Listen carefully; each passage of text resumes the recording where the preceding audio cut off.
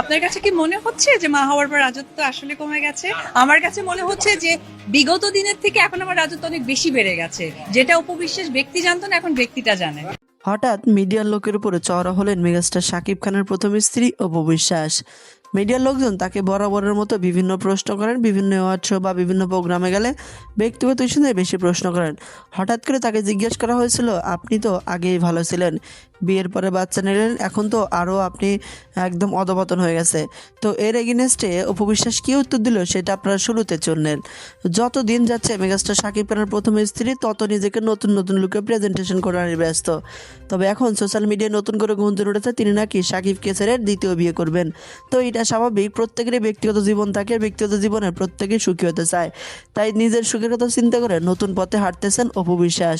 Social মিডিয়ায় বিভিন্ন ভিডিওতে দেখা যাচ্ছে বিভিন্ন জনের সাথে ছবি উঠতেছে, এমনকি আমরা এমনও তার মুখ থেকে কথোপকথন শুনেছি তার বিয়েটাও নাকি পুরোপুরি ঠিক হয়ে গেছে। ইতিমধ্যেই বিষয়টা নিয়ে একদম তোলমাতাল গণমাধ্যমগুলো। তবে এখন কথা হচ্ছে, সত্যি কি দ্বিতীয় বিয়ে করবেন অপু বিশ্বাস নাকি ভিন্ন কিছু? আপনার গুরুত্বপূর্ণ মন্তব্যটি ভিডিওর কমেন্ট বক্সে জানাতে কিন্তু ভুলবেন না।